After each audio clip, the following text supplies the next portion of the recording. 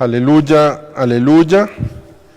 Hagámosle caso al Señor que nos dice, no endurezcan su corazón. Aleluya, aleluya. El Señor esté con ustedes. Lectura del Santo Evangelio según San Mateo.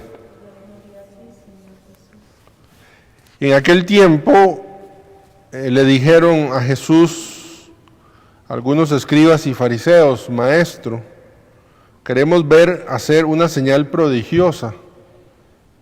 Él les respondió: esta gente malvada e infiel está reclamando una señal, pero la única señal que se le dará será la del profeta Jonás. Pues de la misma manera que Jonás estuvo 3 días y 3 noches en el vientre de la ballena, así también el Hijo del Hombre estará 3 días y 3 noches en el seno de la tierra.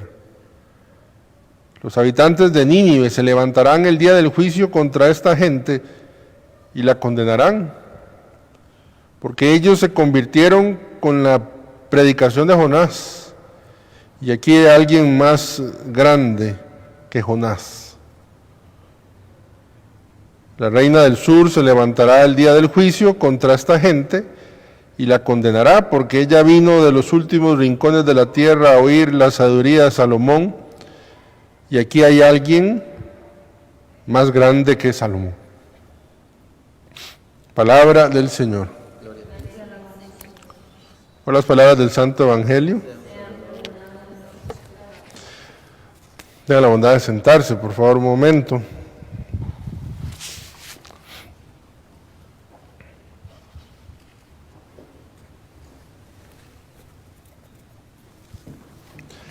Escuchamos el profeta Miqueas. Iniciamos el sábado, no tenemos misa nosotros temprano ni en la tarde, pero empezamos con la lectura del profeta Miqueas y con un texto muy curioso, muy interesante. Nos presenta hoy como una especie de juicio, pero interesante es que el juez no es Dios, sino que más bien Dios está planteando el juicio y está acusando de alguna manera a la humanidad. Inicia el texto donde Dios llama a los testigos. ¿A quién pone de testigo? Dice, a las colinas y a los montes, son los testigos del Señor. ¿Y cuál es la querella? ¿Cuál es la queja? ¿Cuál es el pleito que Dios tiene, la discusión que Dios tiene? Es que Dios ha hecho tanto por la humanidad y la humanidad le ha pagado injustamente. Y es que es muy interesante porque hay un desinterés cuando uno hace algo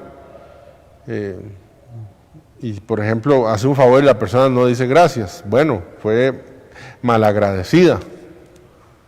Pero en el caso de nosotros no solo, pues la querella es así, no solo es que no decimos gracias, sino que además de no agradecer, herimos a quien nos ha hecho la gracia, nos ha hecho el favor. Y cuando uno lee esto, era pueblo mío, ¿qué mal te he causado? ¿En qué cosa te he ofendido? Le dice Dios al pueblo. Se nos recuerda en los improperios que se cantan en el Viernes Santo, ¿verdad? Pueblo mío, ¿qué te he hecho? ¿En qué te he ofendido? Respóndeme. Yo te saqué de Egipto y tú me preparaste una cruz. Yo te liberé y tú me clavaste en la cruz. Yo te di agua y tú me diste hiel para mi sed. ¿Ves? Una cosa es ser malagradecido y otra cosa es ser ingrato. La ingratitud, bueno, semánticamente parece muy parecido, pero al fin y al cabo es cuando no solo no agradezco el don, sino que hiero al quien me está haciendo el favor, hiero a quien me está haciendo la gracia. Y en el texto se presenta un poquito el deseo del pueblo de cambiar. Entonces toma conciencia y dice, bueno, ¿y qué puedo hacer? Entonces miren qué dice, ¿qué cosa le ofrecería al Señor? Ya toma conciencia que ha sido ingrato. Dice, le ofreceré en holocausto becerros de 1 año. Y empieza a hacer una lista de las cosas que las religiones acostumbraban a hacer para pagarle a Dios. Entonces, becerros de 1 año. ¿Aceptará el Señor 1 millar de carneros o 10,000 ríos de aceite? Acuérdense que parte del rito era llenar los altares de aceite, 10,000 ríos de aceite, oigan la cantidad exagerada, 1,000,000 de carneros. Y llega al extremo de la religión de Baal, dice, en expiación por mis culpas le ofreceré a mi primogénito. Recuerden que la religión de Baal, o las religiones tenían la característica de que como le pedían a Dios algo grande, le tenían que ofrecer algo grande, y entonces decían, bueno, como queremos esto grande, le ofrecemos lo más grande que tenemos, y es matar a uno de los hijos. Y en esta cultura, ¿verdad?, en estas religiones, por eso cuando en aquel texto Dios parece que le pide a Abraham que lo sacrifique, no le parece extraño, porque lo había visto en las otras religiones, y bueno, ya vimos que Dios lo detuvo. Pero entonces, ¿qué es lo que quiero señalar aquí?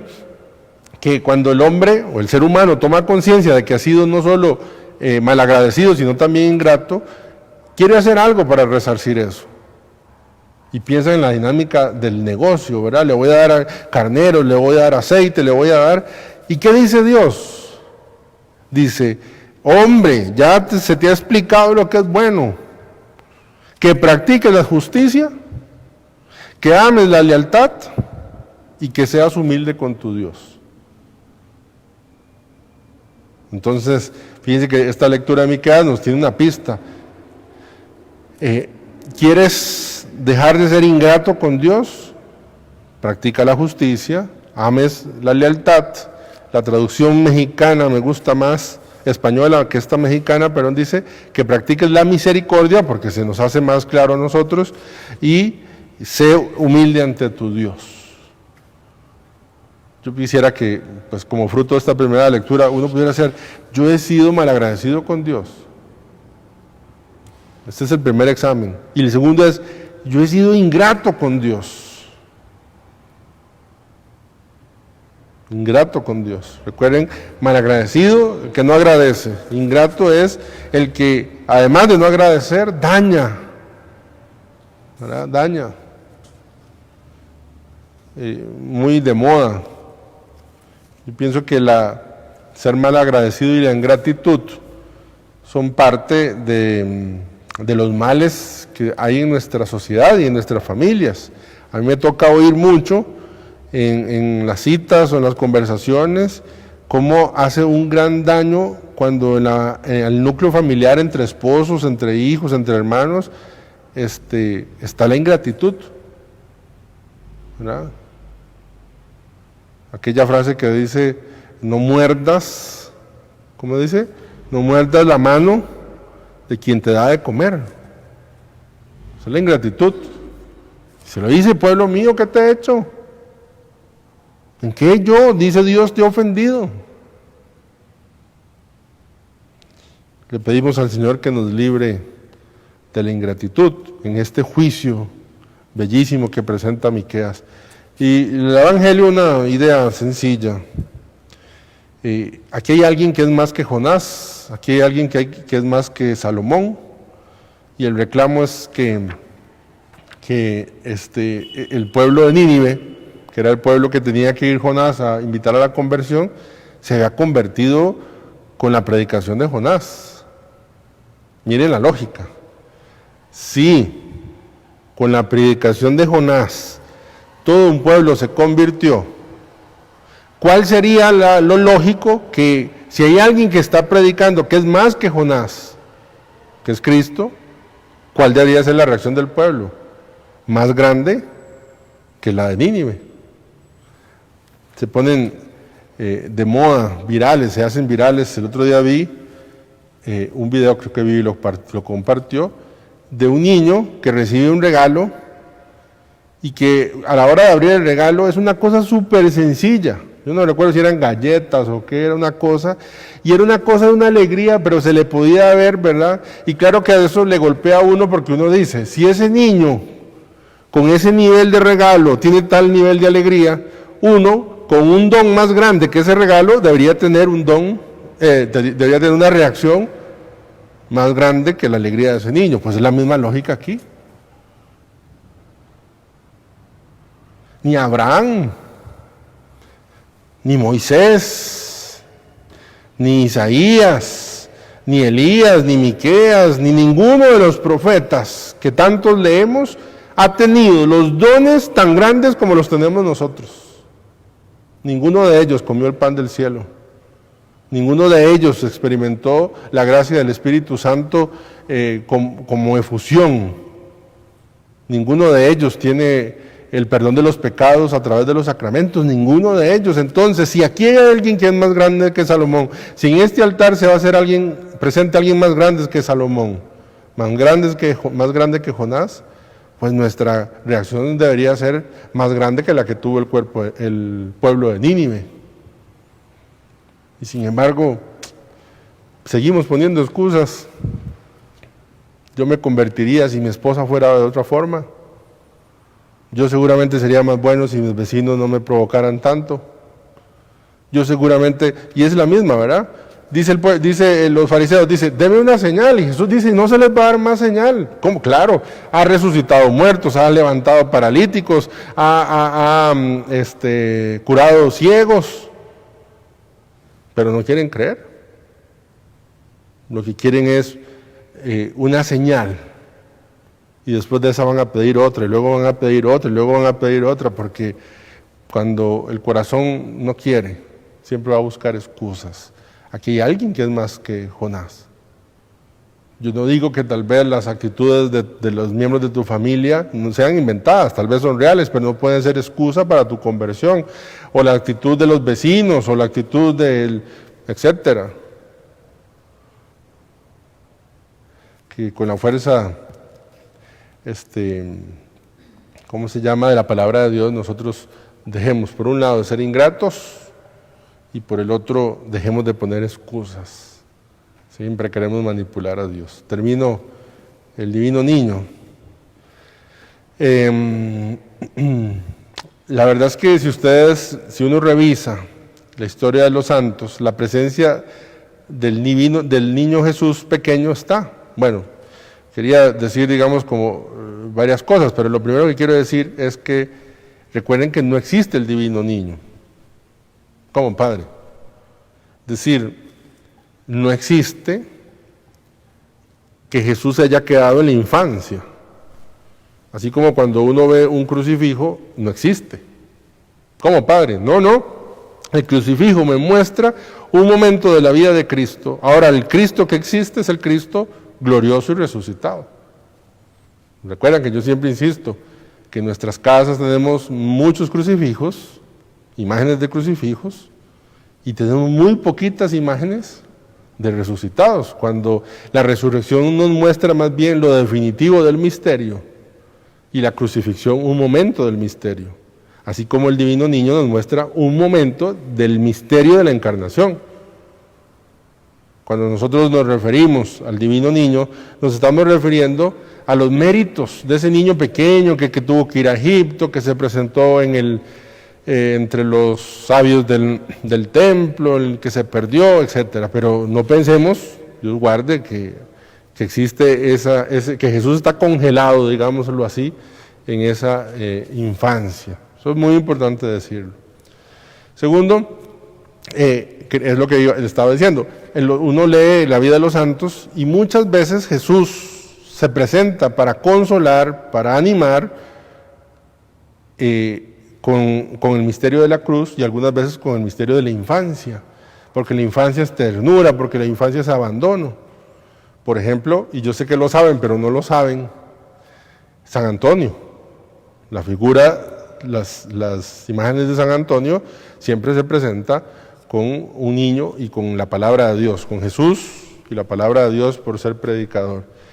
A San Antonio antes de morir se le presentó Jesús, y no lo sabemos por él, sino lo sabemos por compañeros del convento, sobre todo que se fue para el bosque y allí lo vieron conversando con Jesús muchas veces. Al Padre Pío por lo menos se cuenta cuatro veces ocasiones donde, ya que él de por sí tenía una gran devoción a